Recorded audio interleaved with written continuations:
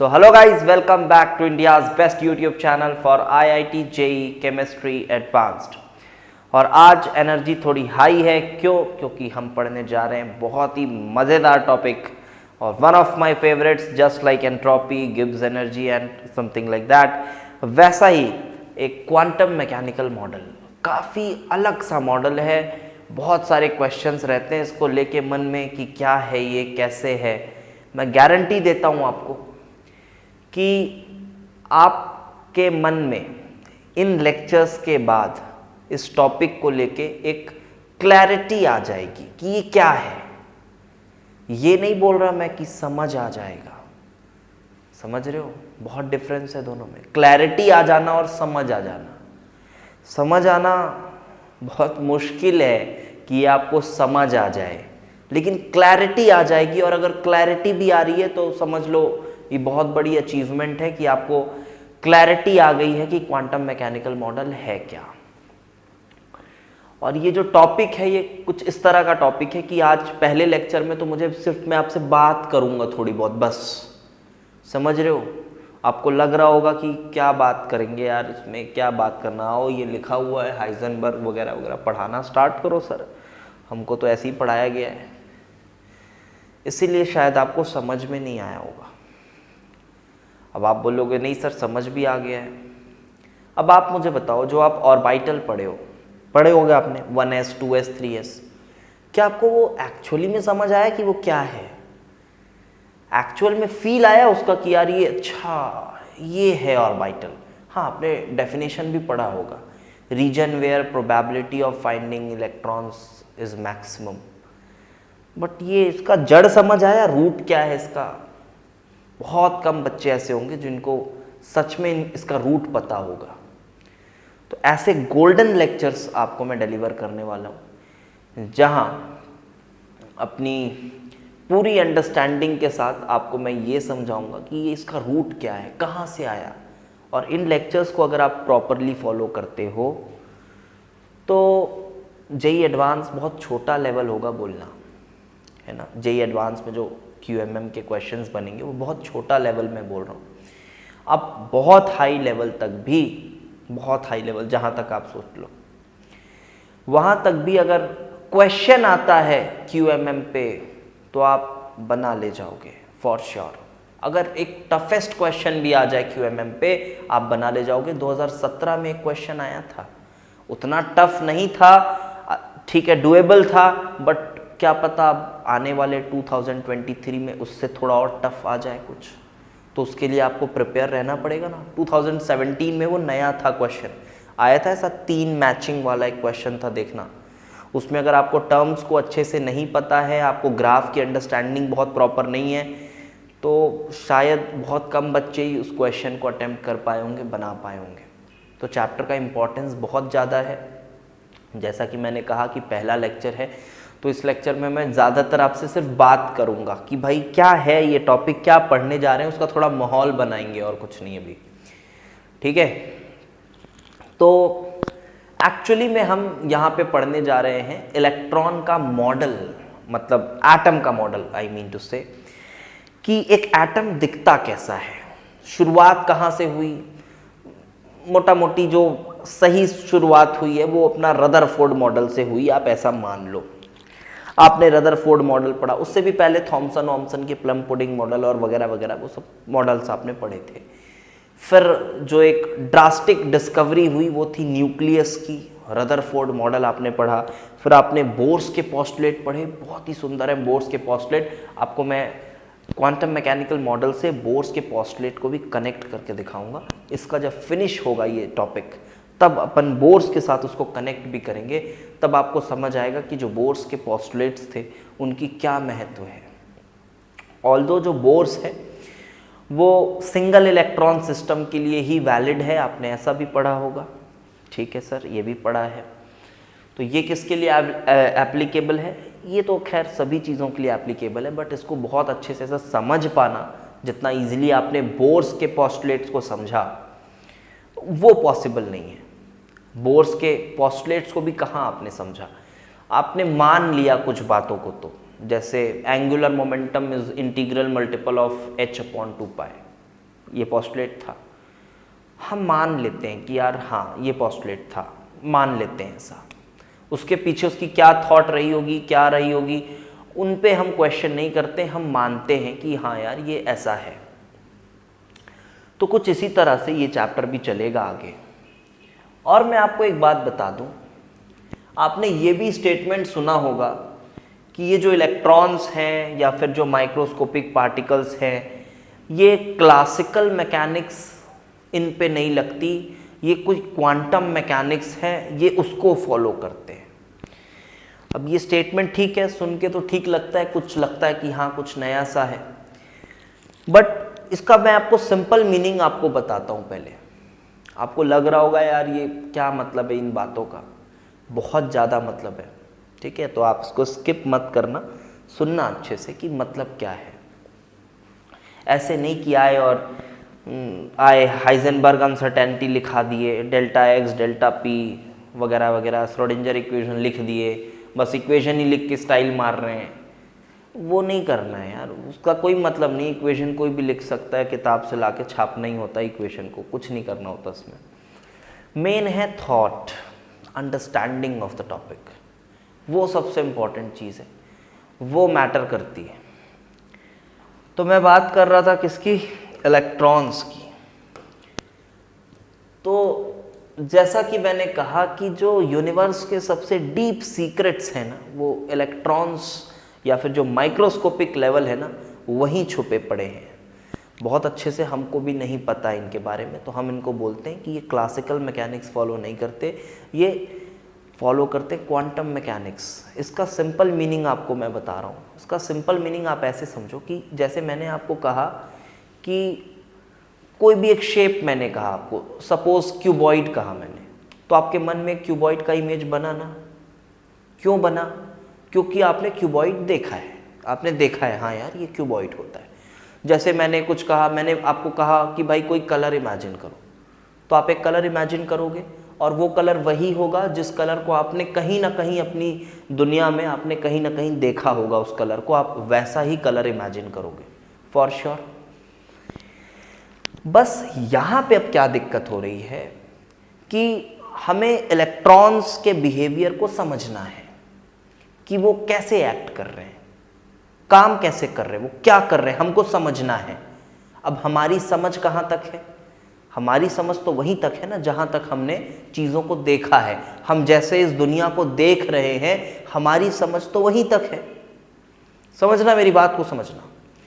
मतलब आप मान लो कि आपका माइंड एकदम ज़ीरो हो चुका है, मतलब आप अभी अभी आए हो, जस्ट आप आए हो, कहीं एलियन हो आप और ऐसे धरती में आए हो, आपका माइंड ज़ीरो है।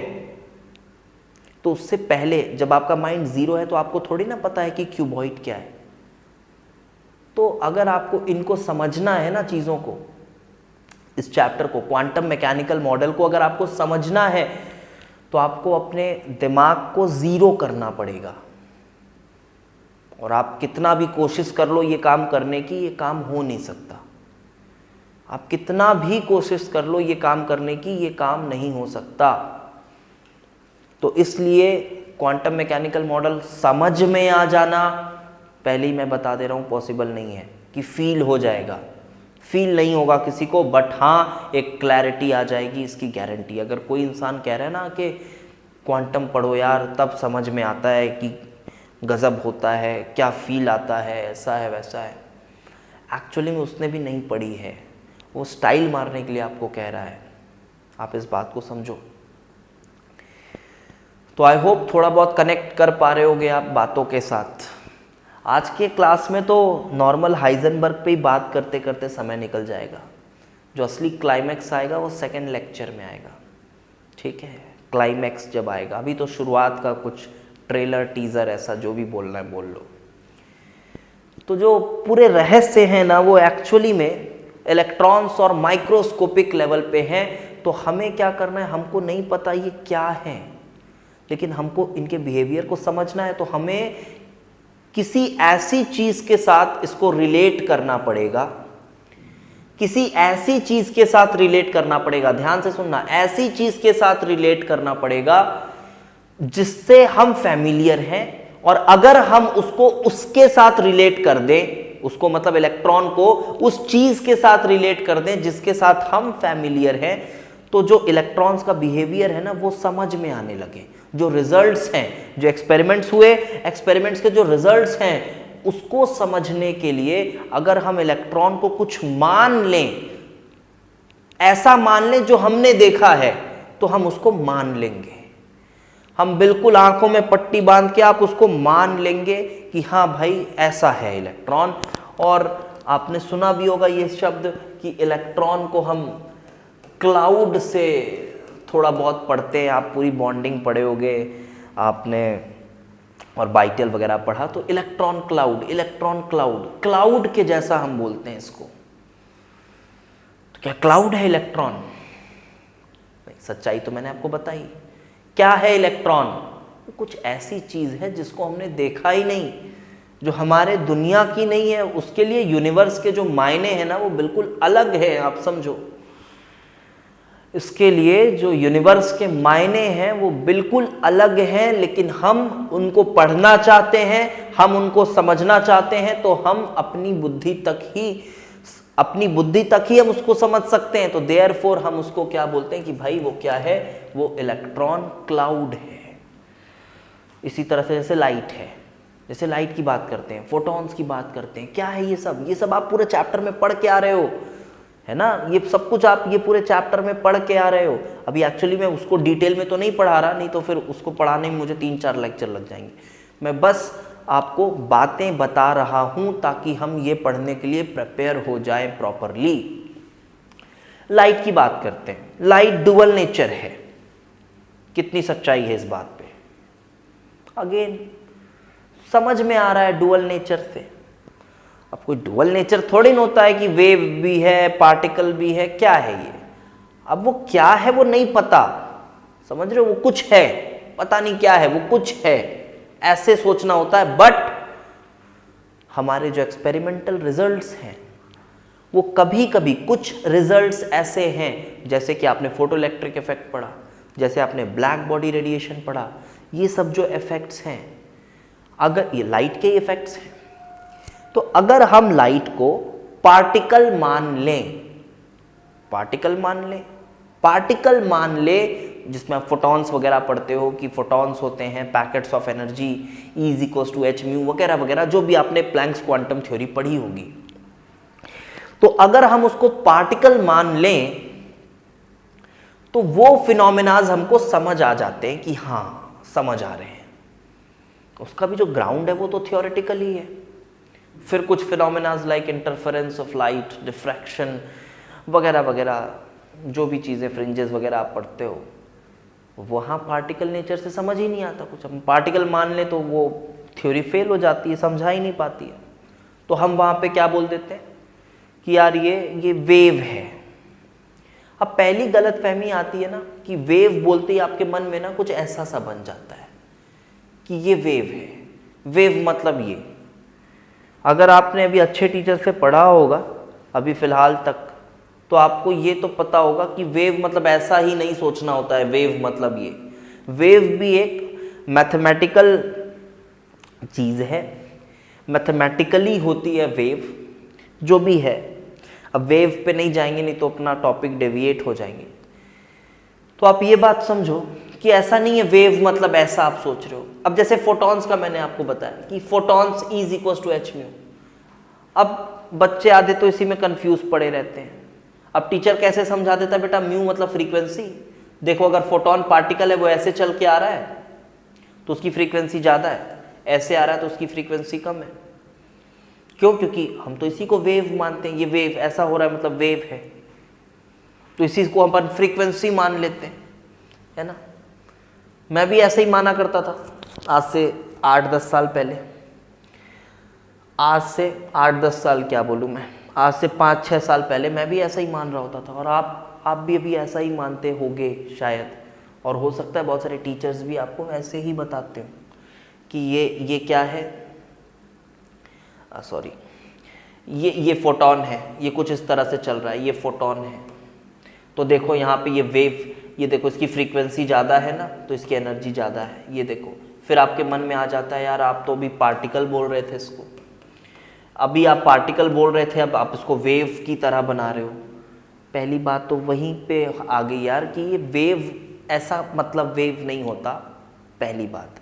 और दूसरी बात ये भी किसी को नहीं पता कि ये कुछ ऐसा चल रहा है तो एनर्जी ज़्यादा है या ऐसा चल रहा है तो एनर्जी कम है, ऐसा नहीं होता है। ये सब मन गढ़ंत बातें हैं, ज़बरदस्ती में समझाने की कोशिश की जाती है चीज़ों को और कुछ भी गलत सलत एक्सप्लेन कर दिया जाता है। तो आप बोलोगे तो क्या होता है सर, तो मैं आपको सही आंसर दूं तो नहीं पता कि क्या होता है। हम इमेजिन नहीं कर पाएंगे इन सब चीज़ों को, हम इमेज नहीं बना पाएंगे इन सब चीज़ों का कि क्या है कैसे है। अगर आपको इमेज बनाना है और आपको समझना है, ठीक है यार इससे समझ में आ जा रहा है तो बस आप इतना करो, ठीक है, उस लेवल पे देख रहे हो तो ठीक है कि यार हाँ यार मैं इसको ऐसे ही सोचता हूँ क्योंकि ऐसे सोचने से मुझे समझ आ रहा है, बट मुझे पता है कि एक्चुअल में ऐसा कुछ नहीं है। अगर आप इस थॉट के साथ पढ़ रहे हो तो बहुत अच्छी बात है, बट आप इसको अगर एकदम परम सत्य मान के चल रहे हो कि नहीं ये ऐसा ही है, ये फ्रीक्वेंसी ज़्यादा है, देखो ये वेव है, ऐसा वैसा, ये कुछ नहीं है, आपको कन्फ्यूजन ही देगा और कुछ नहीं। तो क्या बोलना है भाई, कुछ है, प्लैंक्स भाई ने बोला है कि फोटोन है, कुछ पैकेट है, लाइट पैकेट है एनर्जी की, और वो बस उसकी कोई फ्रीक्वेंसी है। फ्रीक्वेंसी कैसे, क्या फ्रीक्वेंसी नहीं पता, बस कुछ फ्रीक्वेंसी है, फ्रीक्वेंसी ही बोलना है, क्या फ्रीक्वेंसी नहीं पता, फ्रीक्वेंसी ही बोलना है, ठीक है, फ्रीक्वेंसी है और ज़्यादा फ्रीक्वेंसी है तो एनर्जी ज़्यादा है। अब एनर्जी ज़्यादा, अब एनर्जी भी एक टर्म आ गया ना, ये भी बहुत कंफ्यूजिंग टर्म है एनर्जी। आप बोल बहुत इसको आसानी से देते हो, एनर्जी एनर्जी एनर्जी, ये भी बहुत कंफ्यूजिंग टर्म है। अगर आपसे मैं पूछूं क्या है एनर्जी, क्या बताओगे, क्या बोलोगे आंसर? है किसी के पास इसका आंसर? ये मत बोलना कैपेसिटी टू डू वर्क, ये नहीं होता कोई डेफिनेशन, ये किताबी है, चलता है। लेकिन अगर आपसे मैं पूछूं कि भाई ये एनर्जी क्या है, हर जगह पूरी साइंस में देखूं तो एनर्जी पे ही बेस्ड है, सब जगह law of conservation of energy चलती है, बॉन्ड एनर्जी से, ये एनर्जी से, वो एनर्जी से, काइनेटिक एनर्जी से, पोटेंशियल एनर्जी, सब कुछ एनर्जी पे बेस्ड है। लेकिन क्या हमको सच में पता है कि एनर्जी क्या है? पता है सच में? आंसर है नहीं पता है। किसी को पता हो तो बता देना, कमेंट सेक्शन खुला हुआ है। ये मत बोलना है कैपेसिटी टू डू वर्क। हाँ, वे एक डेफिनेशन देते हैं लोग, वही बोर्स आइंस्टाइन रिलेशन से, E is equal to mc² से, कि सर जो एनर्जी है वो मास है, और मास है अगर वो स्पेस के एक बहुत छोटे डायमेंशन में लॉक हो जाए, समझ रहे हो, मास अगर लॉक हो जाए तो वही एनर्जी है। ऐसा भी डेफिनेशन कुछ साइंटिस्ट्स ऐसा भी सोचते हैं कि मास ही डेंस एनर्जी है, मास एनर्जी इक्विवेलेंस वगैरह से उसको बताते हैं। बट एक्चुअल में अब फिर वही सवाल आ जाएगा, भाई मास क्या है? तो ये तो ऐसा चलता रहेगा। तो एक्चुअल जो तत्व है ना छोटे छोटे, इनके बारे में हमको ज़्यादा कुछ पता नहीं है, हमको उतना ज़्यादा कुछ पता नहीं है। तो हमको बहुत ज़्यादा, तो मैं ये क्यों इतना बोल रहा हूँ आपके सामने, क्योंकि आप एक गलत डायरेक्शन में मत सोचो, आप इमेज मत बनाओ कुछ मन में अपना, ये वेव को, पार्टिकल को लेके कुछ इमेज मत बनाओ, नहीं तो आगे का जो आपका 2 साल है ना, मैं 24 वाले बच्चों को बोल रहा हूँ, आप स्पॉइल कर बैठोगे। आप केमिस्ट्री पढ़ोगे ज़रूर, बट आप समझ नहीं पाओगे कभी कि क्या पढ़ रहे हैं, कैसे पढ़ रहे हैं। और ये प्रॉब्लम बहुत सारे बच्चे फेस करते हैं। और इसका जो प्रॉपर मैं आपको रीज़न बताऊं वो ये है कि ढंग का टीचर नहीं मिलता, केमिस्ट्री के ढंग के टीचर नहीं मिलते। इतना कोई नहीं बोलेगा आपको क्वांटम पढ़ाने से पहले, इतनी बातें। वो आएंगे, हाइजेनबर्ग लिखाना स्टार्ट करेंगे और सिलेबस आपका बढ़ता रहेगा। और इससे ऐसा भी नहीं है कि मेरा सिलेबस लैग बिहाइंड करता है। यहाँ जो ऑफलाइन बैचेस में मैं बच्चों को पढ़ाता हूँ, सिलेबस फर्स्ट मेंस के 3-4 महीने पहले ख़त्म हो जाता है, ठीक है। तो ऐसा नहीं है सिलेबस रुकता है। और तीनों पोर्शन मैं पढ़ाता हूँ एक्स्ट्रा क्लासेस ले लेके, फिजिकल, ऑर्गेनिक, इनऑर्गेनिक, तीनों टॉप लेवल की। तो ऐसा बिल्कुल नहीं है कि ये सब बातें करने से सिलेबस रुक जाता है, ऐसा है वैसा, ऐसा कुछ नहीं। तो अब चलो इन बातों के साथ अब आगे बढ़ते हैं और घुसते हैं क्वांटम मैकेनिकल मॉडल पे।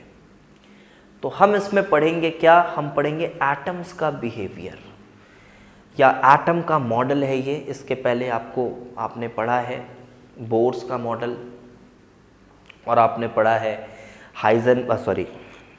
अपना जो उसके शुरुआत में आपने रदरफोर्ड मॉडल पढ़ा, उसके पहले आपने जे थॉम्सन मॉडल पढ़ा, प्लम पडिंग मॉडल वगैरह वगैरह। और अब हम आ पहुँचे हैं हाइजेनबर्ग ने। इसने सबसे पहले चैलेंज किया बोर्स को।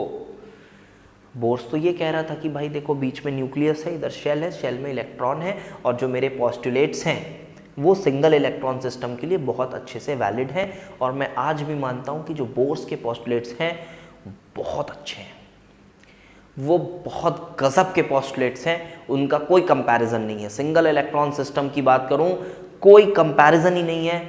मैं आपको जब ये क्वांटम मैकेनिकल मॉडल हमारा खत्म होने वाला होगा तो सिंगल इलेक्ट्रॉन के लिए जो बात, सुनना ध्यान से, सिंगल इलेक्ट्रॉन सिस्टम के लिए जो बात बोर्स कह रहा था, इवन नंबर्स तक मैच होते हैं। जो बात बोर्स कह रहा था सिंगल इलेक्ट्रॉन सिस्टम के लिए, क्वांटम मैकेनिकल मॉडल इतना कॉम्प्लिकेटेड होने के बाद, इतने सारे कैलकुलेशंस और ऐसे कैलकुलेशंस जो ह्यूमंस के बस में नहीं है ऐसा कर पाना, इतने कैलकुलेशंस के बाद जो नंबर्स क्वांटम मैकेनिकल मॉडल से आ रहा है, वही नंबर्स बोर का मॉडल जो है वो नॉर्मल से 3 पोस्टुलेट्स, उससे वो नंबर्स दे रहा है। ये अपने में बहुत बड़ी बात है, बहुत बड़ी बात है ये, आप समझो। तो बोर्स के पोस्टुलेट बहुत अच्छे हैं, ऑल्दो सिंगल इलेक्ट्रॉन के लिए लगते हैं बट बहुत अच्छे हैं। तो हाइजेनबर्ग ने सबसे पहले चैलेंज किया। इसका स्टेटमेंट ये था कि देखो यार बोर, तुम कह रहे हो कि इलेक्ट्रॉन जो है वो शेल में है, बट ये सत्य नहीं है, क्योंकि मेरे अनुसार, हाइजेनबर्ग ने कहा, ध्यान से समझना, हाइजेनबर्ग ने कहा कि मेरे अनुसार ये पॉसिबल ही नहीं है कि आप इलेक्ट्रॉन का एग्जैक्ट लोकेशन और उसकी एग्जैक्ट मोमेंटम या वेलोसिटी आप बता पाओ। बोर्स ने तो फॉर्मूला भी दे दिया था, रेडियस का फॉर्मूला दिया था। अब रेडियस का फॉर्मूला दिया है तो बोर्स जो है वो दावे के साथ उसके पोजीशन को बता रहा है कि भाई देखो न्यूक्लियस से इतने दूरी पर है, ये बोर्स कह रहा है। उसके साथ वेलोसिटी का भी फॉर्मूला दिया था, उसने दिया था। और उसके जो फॉर्मूलाज थे उससे हमारा जो सिंगल इलेक्ट्रॉन का जो एटम था, हाइड्रोजन एटम, उसके स्पेक्ट्रम तक समझ में आ जा रहे थे। स्पेक्ट्रम में जो वैल्यूज आ रही थी वेवलेंथ वगैरह की, अगर प्लैंक्स के क्वांटम मॉडल को भी थोड़ा सा साथ में ले ले तो हमको वो स्पेक्ट्रम तक समझ में आ जा रहा था बोर्स के मॉडल से, बोर्स के पोस्टुलेट से। तो बोर्स ने तो बहुत बड़ी बात करी थी, बट ये हाइजेनबर्ग ने चैलेंज किया सबसे पहले, और इसने कहा कि यार देखो ये पॉसिबल ही नहीं है। लोगों को पसंद नहीं आई इसकी बातें कि भाई ये कैसे नहीं पॉसिबल है यार, ठीक तो बात है, ये समझ तो आ रहा है अभी तक सब कुछ इससे, बट इसने कहा ये पॉसिबल नहीं है। अब इसके पीछे ना बहुत लंबी स्टोरी है। मैं इसको, फिर डेरेक आया, फिर मैक्स बॉर्न आया, फिर बोर्स मिले, फिर सॉल्वे कॉन्फ्रेंस हुआ, फिर आइंस्टाइन और इनके बीच में बहुत सारी बातें हुई। बहुत लंबी कहानी, अगर आपको कहानी डिटेल में पढ़नी है, एक बुक आपको सजेस्ट करता हूँ, आप इसको पढ़ सकते हो। ये किताब है, ये क्वांटम की क्या है, Einstein, bore and the great debate about the nature of reality, Manjeet Kaur. आप पढ़ सकते हो, लेकिन अभी पढ़ने की ज़रूरत नहीं है। आप कॉलेज IIT वाईटी पहुँच जाओ तो खाली समय में पढ़ सकते हो आप। सॉल्वे कॉन्फ्रेंस वगैरह सबके बारे में बहुत लंबी चौड़ी बातें करी गई हैं, उसमें नहीं जाऊंगा मैं। तो वो कहानियाँ बताना मेरा अभी वो नहीं है काम, अभी वो मैंने पढ़ा हुआ है, वो मुझे पता है, ठीक है काम का। आपको अभी उतना नहीं पता करना है। बस आप ये समझ लो कि शुरुआत में हाइजेनबर्ग की इस बात को किसी ने नहीं माना। फिर हाइजेनबर्ग ने, आप ये समझ लो, बहुत मेहनत की, और बहुत मेहनत करने के बाद एक नई तरह की मैथमेटिक्स डिस्कवर की। सुन के आपको हो सकता है अजीब लग रहा हो, बट हाँ, नए तरह की कोई मैथमेटिक्स इसने डिस्कवर की। और उसके बाद अब एग्जैक्ट और भी साइंटिस्ट थे, मैक्स बॉर्न और डेरेक, फिनमैन, बहुत सारे साइंटिस्ट हैं। अब वो पूरा मेरे को एकदम नाम हो सकता है मैं किसी का मिस कर रहा हूँ, तो उस पर मत जाना। ऑल्दो आपको कहाँ पता होगा अभी इतना नाम हो, आपने थोड़ी इतना टाइम पास किया होगा इसमें, तो वो ज़रूरी भी नहीं है हमको। तो हुआ क्या कि इसको पहले रिजेक्ट किया गया, उसके बाद इसने सॉल्वे कॉन्फ्रेंस में प्रूव किया अपने आप को। 10 दिन, 12 दिन, 15 दिन, कितने दिन तो सॉल्वे कॉन्फ्रेंस चली थी, एग्जैक्ट डेज नहीं आते। अब वो सॉल्वे कॉन्फ्रेंस में बहुत पूरे टॉप उस समय के जो साइंटिस्ट का पैनल है ना, वो भी आया हुआ था, पूरा पैनल था, आइंस्टाइन था। और आइंस्टाइन को उस सॉल्वे कॉन्फ्रेंस में आप बोल सकते हो गलत प्रूफ किया गया था कि आइंस्टाइन भाई देखो, क्योंकि आइंस्टाइन भी इसके अपोज में था कि नहीं यार, ये तुम जो कह रहे हो इसका कोई सर पैर नहीं है, ये नहीं समझ आ रहा, ये नहीं समझ आ रहा, तुम ये जो कह रहे हो ये इसका कोई सर पैर मुझे नहीं समझ आ रहा। आइंस्टाइन था। बट 10 दिन, 15 दिन, जो भी जितने भी दिन लगे, उसके बाद धीरे धीरे आइंस्टाइन ने अपनी डिफीट आप बोल सकते हो एक्सेप्ट की कि हाँ इसमें दम है, ये जो लॉजिक ये कॉन्सेप्ट बता रहा है इसमें दम है। अब आप खुद ही सोचो, जो बच्चे इसके पीछे का लॉजिक पूछते हैं या जो बच्चे इसके पीछे का लॉजिक समझने की कोशिश करते हैं, और धन्य है वो टीचर्स जो इसके पीछे का लॉजिक बच्चों को समझाते हैं धन्य है वो। तो जिस चीज को समझने में आइंस्टाइन को इतने दिन लगे हैं, क्या लगता है आपको मैं इसको आपको बता दूंगा या मैं खुद समझ लूंगा उसको? आपको लगता है इतना विद्वान हूं मैं, या कोई भी इतना विद्वान है आपको लगता है? नहीं, मैं नहीं हूं भाई। अगर कोई है तो ठीक है, नमन है उसको। तो आप अप्रोच समझिए। तो इसने वो जो नई तरह की मैथमेटिक्स डिस्कवर की, ये सब कहानियां किताब में लिखी हुई है, किताब से पढ़ के समझ में आती है चीजें कि एक्चुअल क्या थॉट प्रोसेस रहता है इनका। देखो अभी तक मैंने एक चीज लिखी नहीं है और आपको बहुत सारा ज्ञान दिया है, ऐसे पढ़ा जाता है। This is how we should study. तो ये जो हमारा हाइजेनबर्ग है, इसने बताया, इसने बोला कि देखो यार एग्जैक्ट पोजीशन और मोमेंटम, ये बहुत फेमस स्टेटमेंट है, आपको पता है, ये सब लिखा देते हैं आके। एग्जैक्ट पोजीशन और मोमेंटम जो है वो small particles like electrons, protons etcetera can not be determined with accuracy. अब अगर आप अब ये क्या है, ये एरर्स है, और एरर्स का जो प्रोडक्ट होता है वो greater than equal to h/4π होता है। ये भी जो नंबर है, ये पता नहीं इसने कहाँ से लाया, ये आपको याद ही करना होता है कि हाँ भाई ये कह रहा है तो मान लो। अब आप समझ लो, इस चीज़ को समझने में सॉल्वे कॉन्फ्रेंस में इंडिया बोल रहा हूँ मैं, वर्ल्ड के सबसे बड़े बड़े साइंटिस्ट लोग डिबेट कर रहे थे इस पे कि ये कैसे हुआ, क्या हुआ, और उनको नहीं समझ में आ रहा था। तो आप समझ लो हमारा कोई लेवल नहीं है बेटा, हमारा कोई लेवल नहीं है, हम नहीं समझ सकते इसको ढंग से कि क्यों हुआ, कैसे हुआ, बस आप इस बात को मान लो।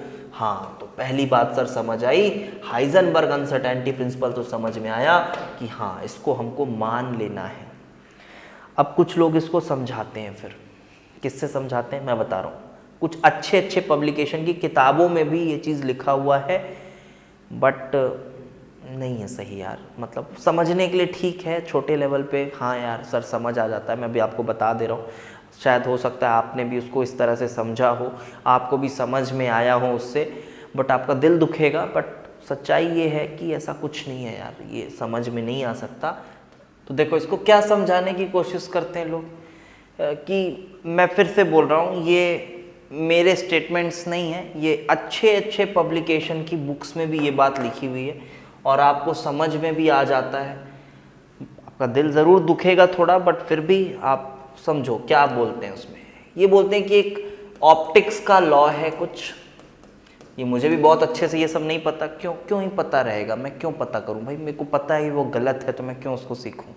बट फिर भी आपको मैं बता रहा हूँ कि ऑप्टिक्स के लॉ है, और ऑप्टिक्स के लॉ में ये कहा जाता है कि किसी भी चीज़ को, किसी भी ऑब्जेक्ट को देखना है तो उसमें जो एरर आता है वो रफली उसके वेवलेंथ के प्रोपोर्शनल होता है, कुछ ऐसा, wavelength of the light used.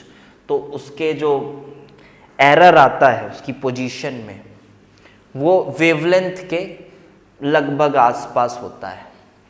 अच्छा, तो अब अगर आपको वेवलेंथ को कम रखोगे तो क्या होगा, एरर कम आएगा पोजीशन में। अब फिर यहाँ प्लैंक्स की बातें आ जाती हैं और हम फिर अचानक से लाइट को पार्टिकल मानने लग जाते हैं और हम बोल देते हैं कि अच्छा देखो, इसीलिए जब वेवलेंथ कम है तो एनर्जी ज़्यादा होगी, वेवलेंथ कम है तो एनर्जी ज़्यादा होगी, और एनर्जी अगर ज़्यादा है तब जब वो टक्कर खाएगा इलेक्ट्रॉन्स के साथ, क्योंकि हम इलेक्ट्रॉन को देख रहे हैं या किसी भी चीज़ को देख रहे हैं तो लाइट पड़नी चाहिए, तो लाइट की एनर्जी ज़्यादा है तो एनर्जी उसमें ज़्यादा ट्रांसफ़र होगी। ये मेरे शब्द नहीं है ना, मैं फिर से बोल रहा हूँ, एनर्जी उसमें ज़्यादा ट्रांसफ़र होगी और उसकी वजह से उसका जो वेलोसिटी होगा उसमें ज़्यादा एरर आएगा। तो आप इसको जितना कम रखोगे वेलोसिटी में उतना ज़्यादा एरर आएगा, इसको जितना कम रखोगे तो पोजीशन में आप एरर को जितना कम करोगे वेलोसिटी में उतना ज़्यादा एरर आएगा। तो वही बात तो कह रहा है, देखो ना इतना आसान है। नहीं भाई, इतना आसान नहीं है, इतना आसान नहीं है। यहाँ फिर आप लाइट को अचानक से पार्टिकल मान ले रहे हो और उसके बाद फिर इसको रिलेट कर रहे हो। आपको भी हो सकता है ये सब कन्फ्यूजन आपके मन में रहता हो, तो क्या कन्फ्यूजन दूर हुआ? तो क्या आंसर आया आपके मन में? क्या दूर हुआ कन्फ्यूजन? क्या बोलना है कि ये कैसे हुआ? तो आंसर क्या देना है? नहीं पता कैसे हुआ, बट हाँ इसने ये कहा है और ये बहुत बड़ा इंसान है, मतलब था, तो हम इसको मान लेंगे कि हाँ यार ऐसा कुछ होता होगा। आपको ऐसे ही सोचना होता है।